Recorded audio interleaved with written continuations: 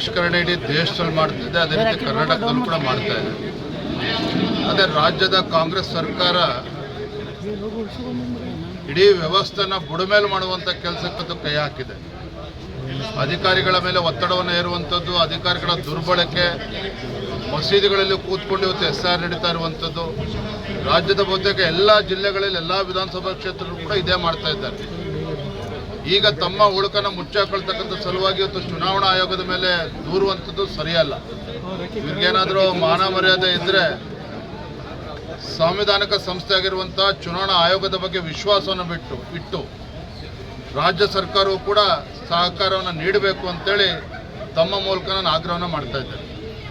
ಏನು ತೊಂದರೆ ನಾನು ಹೇಳಿದ್ದೇನಲ್ಲ, ಮಾನ್ಯ ಕುಮಾರಸ್ವಾಮಿ ಅವರು ಕೂಡ ನಾನು ಭೇಟಿ ಮಾಡ್ತೇನೆ. ನಮ್ಮ ಅಭ್ಯರ್ಥಿ ಪರವಾಗಿ ಅವ್ರ ಸಹಕಾರ ಕೂಡ ನಾನು ಕೇಳಲಿದ್ದೇನೆ ಬರುವಂಥದ್ದು ಕಡೆ.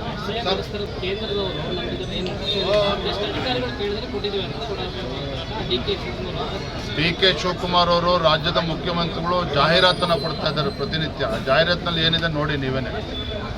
ಕೇಂದ್ರ ಸರ್ಕಾರ ತೆಗೆದುಕೊಂಡಿರ್ತಕ್ಕಂಥ ನಿರ್ಣಯ ಅಲ್ಲ, ಚುನಾವಣಾ ಆಯೋಗ ತೆಗೆದುಕೊಂಡಿರ್ತಕ್ಕಂಥ ನಿರ್ಣಯ, ಒಂದು ಪ್ರಕ್ರಿಯೆ ನಡೀತಾ ಇದೆ.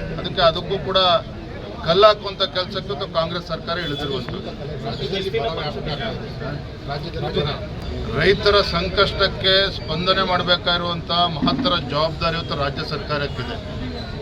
ಕಳೆದ 3 ವರ್ಷದಲ್ಲಿ ನಾವು ನೋಡ್ತಾ ಇದ್ದೇವೆ, ನೆರೆ ಬಂದಂಥ ಸಂದರ್ಭದಲ್ಲೂ ಕೂಡ ಕಾಂಗ್ರೆಸ್ ಸರ್ಕಾರ ಸಮಸ್ಯೆಗಳಿಗೆ ಪರಿಹಾರ ಕೊಡೋದಕ್ಕೆ ಸಾಧ್ಯ ಆಗಲಿಲ್ಲ. ಬರ ಬಂದಾಗಲೂ ಕೂಡ ಕಾಂಗ್ರೆಸ್ನವರ ಸರ್ಕಾರ ಯಾವತ್ತೂ ಕೂಡ ಪರಿಹಾರವನ್ನು ಕೊಡಲಿಲ್ಲ. ಕೇಂದ್ರ ಸರ್ಕಾರವನ್ನು ದೂರುವಂಥದ್ದು ಬಿಟ್ಟರೆ ಇನ್ನೇನೂ ಕೂಡ ಅವ್ರು ಮಾಡೋದಕ್ಕೆ ಸಾಧ್ಯ ಆಗ್ತಾಯಿಲ್ಲ. ನಿನ್ನೆ ಮುಖ್ಯಮಂತ್ರಿಗಳ ಹೇಳಿಕೆಯನ್ನು ಕೂಡ ನಾನು ಗಮನಿಸಿದ್ದೇನೆ. ಕೇವಲ ಮೊಸಳ ಕಣ್ಣೀರನ್ನು ಹಾಕ್ತಾ ಇದ್ದಾರೋ, ಪ್ರಾಮಾಣಿಕವಾಗಿ ರೈತರ ಸಂಕಷ್ಟಕ್ಕೆ ಸ್ಪಂದನೆ ಮಾಡ್ತಾರೋ ಬರೋದ್ರಿಂದ ನಾವು ಕೂಡ ನೋಡ್ತೇವೆ. ಸದನದಲ್ಲೂ ಕೂಡ ಇದ್ರ ಬಗ್ಗೆ ಚರ್ಚೆ ಮಾಡ್ತೇವೆ.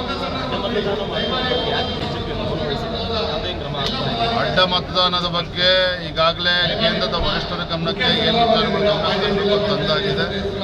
ಸೂಕ್ತ ಸಂದರ್ಭದಲ್ಲಿ ಅದ್ರ ಬಗ್ಗೆ ಒಂದು ನಿರ್ಧಾರವನ್ನು ಕೊಡ್ತಾರೆ. ಥ್ಯಾಂಕ್ ಯು, ಧನ್ಯವಾದ.